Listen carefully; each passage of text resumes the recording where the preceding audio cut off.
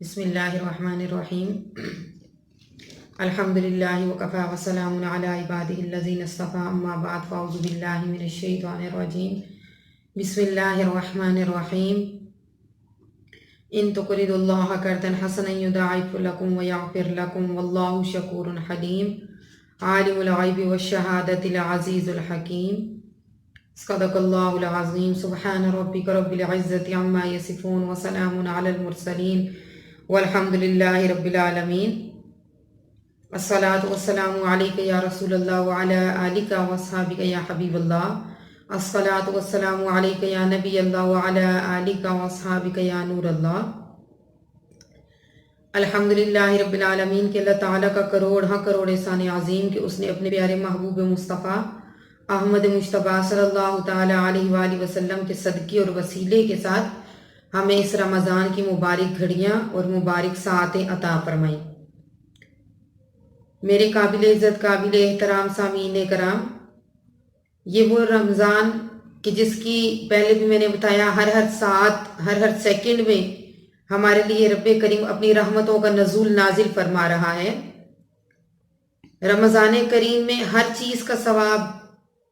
دگنا، جو چیز کا ثواب دگنا ہوتا ہے اس کا رب کریم اور ڈبل کر کے ہمیں عطا فرما دیتا ہے۔ رب کریم قرآن پاک کے اندر فرماتا ہے کہ اگر تم اللہ کو اچھا قرض دو گے تو وہ تمہارے لیے اسے کئی گنا بڑھا کر عطا فرمائے گا اور تمہیں بخش دے گا، اور اللہ قدر فرمانے والا بہت حلم والا ہے، پھر وہ پوشیدہ اور ظاہر کو جاننے والا ہے۔ رب کریم بہت بڑی حکمت والا ہے۔ میرے قابل عزت قابل احترام سامعین کرام کہ اللہ کو قرض دینا، ہر انسان جب دوسرے انسان کو قرض دیتے نا تو وہ اس سے واپسی کا ایک ٹائم لیمٹ رکھتا ہے۔ تو رب کریم کو جب بھی آپ کوئی بھی چیز اس کی راہ میں صدقہ کرتے ہیں تو وہ آپ کو 10 گنا بڑھا کر عطا فرما دیتا ہے۔ آج حضرت فاطمہ رضی اللہ تعالیٰ عنہا کا وصال مبارک کا دن، کہ حضرت فاطمہ سے ہی ہم لوگ سٹارٹ لیں گے کہ آپ صدقہ کس طریقے سے کیا کرتی تھی۔ حضرت فاطمہ وہ فاطمہ کہ جب حضرت جبرائیل علیہ السلام آتے تھے تو نبی پاک کو پہلے فرماتے تھے کہ فاطمہ سے کہیے کہ پردہ کر لیجئے، اور اگر حضرت فاطمہ اندر ہوتی تھی مطلب حضور پاک کے پاس ہوتی تھی تو اتنا پردہ تھا کہ جبرائیل علیہ السلام بھی ادھر داخل نہیں ہوتے تھے۔ اور حضرت فاطمہ رضی اللہ تعالیٰ عنہ وہ فاطمہ تھی کہ جن کا پردہ اتنا تھا کہ آپ کے بال کا سر کا ایک بال نظر آ گیا تو سورج نے پردہ کر لیا، مطلب کالی گھٹا چھا گئی، اس وقت کچھ نظر نہیں آتا تھا کیونکہ فاطمہ کے سر سے دوپٹہ سرک گیا، آپ کا ایک بال نظر آ گیا۔ حضرت بی بی فاطمہ اتنی با پردہ اور شرم و حیا کی پیکر بی بی تھی کہ آپ نبی پاک صلی اللہ تعالیٰ علیہ وآلہ وسلم کی سب سے چھوٹی صاحبزادی، ابن جوزی رحمۃ اللہ علیہ لکھتے ہیں کہ آپ بعثت سے 5 برس پہلے جب خانہ کعبہ کی تعمیر ہوئی تو پیدا ہوئی۔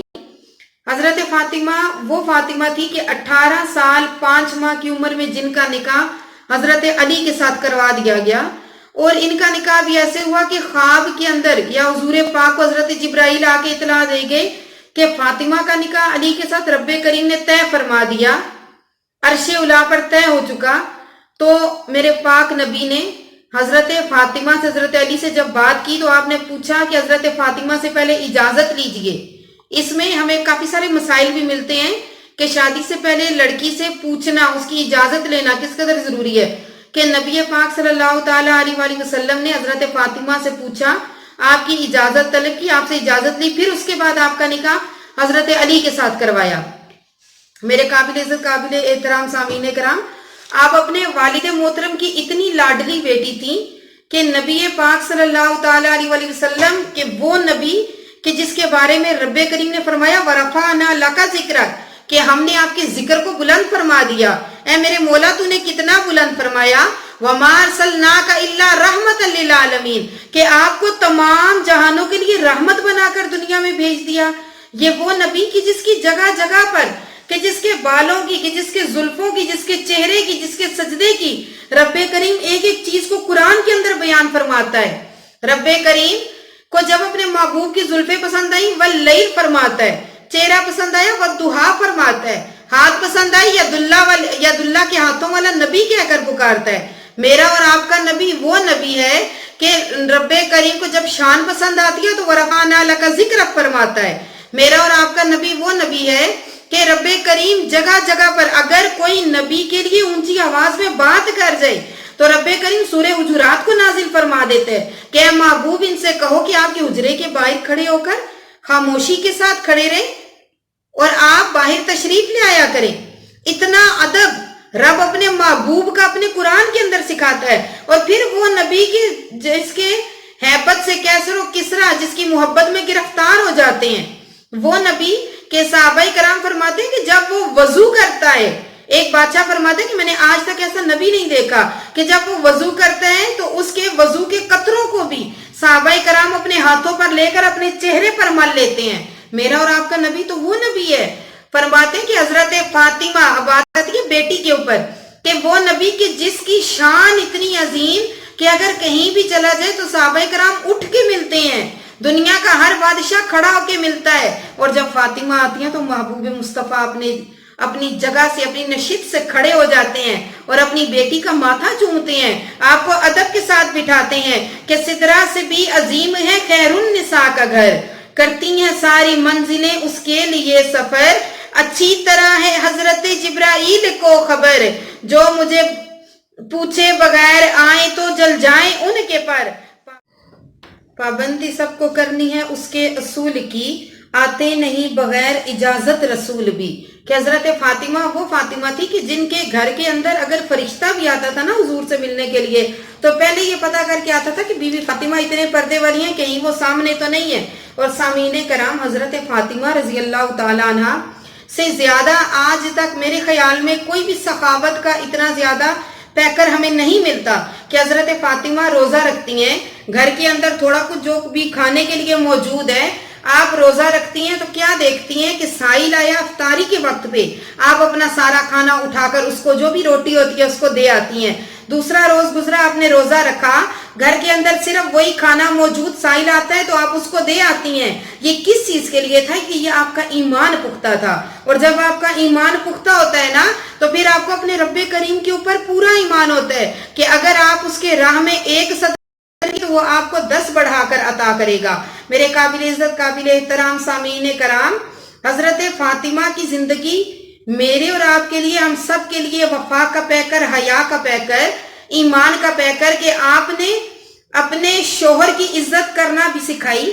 آپ نے اگر بیٹی ہیں تو اپنے باپ کا احترام کرنا بھی سکھایا. آپ اگر ماں ہیں تو حسن حسین کی، اپنے بچوں کی، حضرت زینب کی تربیت کو کرنا بھی سکھایا. کہ حضرت فاطمہ ہمارے لیے رول ماڈل ہیں. ہمیں چاہیے کہ ہمیں جتنا بھی اگر ہمیں اپنی آخرت کو سنوارنا ہے تو ہم حضرت فاطمہ کی سیرت کو پڑھیں، حضرت عائشہ کی سیرت کو پڑھیں کہ جو ہمیں ہر طرح کی تربیت میں ہمیں ہر طرح کی اچھی بات کو سکھائیں گی. حضرت فاطمہ رضی اللہ تعالی عنہ حضور پاک کے پاس مال غنیمت کے اندر کچھ غلام آ گئے. آپ نے علی کو فرمایا کہ علی جائیے اور جا کر میرے بابا سے کہیے کہ وہ ایک غلام مجھے بھی دے دے کہ میں چکی پیس کر میرے ہاتھوں میں درد ہو جاتا ہے اور مجھ سے اتنا بہت زیادہ گھر کا کام ہوتا ہے. حضرت علی رضی اللہ تعالیٰ عنہ جب حضور پاک صلی اللہ تعالیٰ علیہ وآلہ وسلم کے پاس جاتے ہیں، آپ جا کر سارا ماجرا بیان فرماتے ہیں. حضور پاک حضرت علی کے ساتھ گھر میں تشریف لے آتے ہیں اور اپنی بیٹی فاطمہ کو پوچھتے ہیں. اب دیکھیں ایک باپ اپنی بیٹی کی تربیت کو کیسے کر رہا ہے. اور آپ آ کر اپنی بیٹی کو پوچھتے ہیں ارے فاطمہ کیا ہوا؟ فاطمہ فرماتی ہیں کہ بابا جان میں چکی پیستی ہوں، میرے ہاتھوں میں چھالے پڑ جاتے ہیں. پھر آپ پوچھتے رہے ارے فاطمہ اور بتاؤ. جب فاطمہ نے سارے گھر کے حالات کو بتایا تو حضور پاک صلی اللہ تعالیٰ علیہ وآلہ وسلم اپنی بیٹی کو غلام نہیں لا کے دیتے بلکہ ان کو سمجھاتے ہیں اور فرماتے ہیں کہ فاطمہ جب تم تھک جایا کرو نا بروز قیامت تو رب تمہیں جنت کی سردار بنائے گا،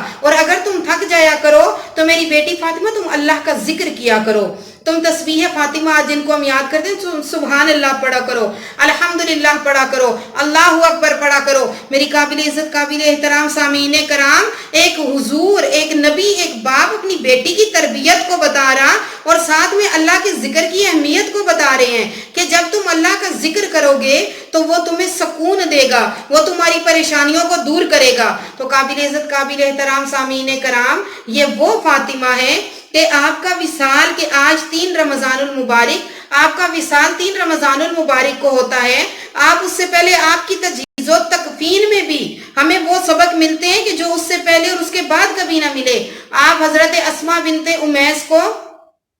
فرماتی ہیں کہ اسماء، کہ جس طریقے کے ساتھ یہ عورت کی تکفین کی جاتی ہے، مجھے یہ طریقہ پسند نہیں، کہ عورت تو شرم و حیا کا پیکر ہے اور مرد و عورت کو ایک ہی طرح سے تدفین کی جاتی ہے۔ تو حضرت اسماء فرماتی ہیں کہ ارے بی بی فاطمہ، میں آپ کو بتاؤں، اے گوشہ رسول، میں آپ کو بتاؤں کہ میں نے حبش کے اندر ایک طریقہ دیکھا کہ جب عورتوں کی تدفین کی جاتی ہے تو اس کو ڈھانپ دیا جاتا ہے۔ آپ فرماتی ہیں کیسے کیا جاتا ہے؟ آپ نے کہا کہ کیا میں تمہیں وہ طریقہ بتاؤں ارے فاطمہ کہ جس میں عورت کی پردہ بھی رہ جاتا ہے؟ آپ نے فرمایا کہ بتاؤ۔ تو اس نے چند شاخوں کو منگوایا، حضرت اسماء نے چند شاخوں کو منگوا کر اور پھر ان پر ایک کپڑا باندھا کہ جو پردے کی صورت بن گئی۔ تو آپ نے فرمایا کہ اسماء، میری تدفین کو بھی ایسے ہی کیا جائے، گویا حضرت فاطمہ کے جنازے کو، آپ کی تدفین کو بھی پردے کے اندر رکھ کر، آپ کے اس دنیا سے جانے کے بعد بھی آپ کے پردے کو ملحوظ خاطر رکھا گیا، اور پھر اسی طرح سے حضرت زینب کی تدفین کو بھی اسی طریقے کے ساتھ کیا گیا۔ تو قابل عزت قابل احترام سامعین کرام، کہ جب انسان اللہ کا ہو جاتا ہے تو پھر رب کریم جب اس کو اپنا بنا لیتا ہے تو پھر دنیا جہان کے دلوں میں اس کی عزت کو داخل فرما دیتا ہے۔ حدیث پاک کے الفاظ فرماتے ہیں، حضور پاک نے فرمایا، حدیث پاک کے الفاظ ہیں کہ بروز قیامت رب کریم کچھ لوگوں کو کہے گا کہ میں ننگا تھا، تم نے مجھے کپڑا نہ پہنایا، میں بھوکا تھا، تم نے مجھے کھانا نہ کھلایا۔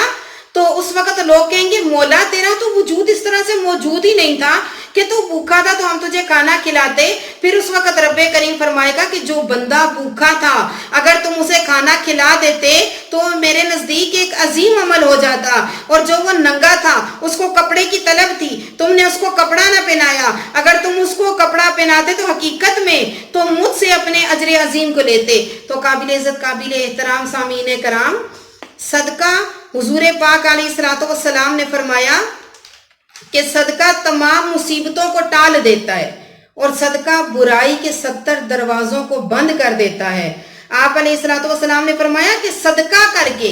اپنے اور اپنے رب کے درمیان تعلق کو پیدا کر لیا کرو کہ وہ تمہیں رزق دے گا۔ جب تم اپنے رب کے درمیان تعلق کو پیدا کرو گے تو تمہیں رزق دیا جائے گا، تمہاری مدد کی جائے گی اور تمہارے نقصان کی تلافی کی جائے گی۔ میرے قابل عزت قابل احترام سامعین کرام، اگر صرف صدقہ کی حدیثوں کو بیان کرنے پر آ جائیں تو ایک لمبا بیان بن جاتا ہے، ایک لیکچر بن جاتا ہے۔ آج ہم نے حضرت فاطمہ کے صدقے رب کریم سے دعا مانگے کہ اے میرے مولا، جس پاکیزگی میں اس نے زندگی گزاری، جس پاکیزگی میں انہوں نے اپنی حیات گزاری، رب کریم اس پاکیزگی کے صدقے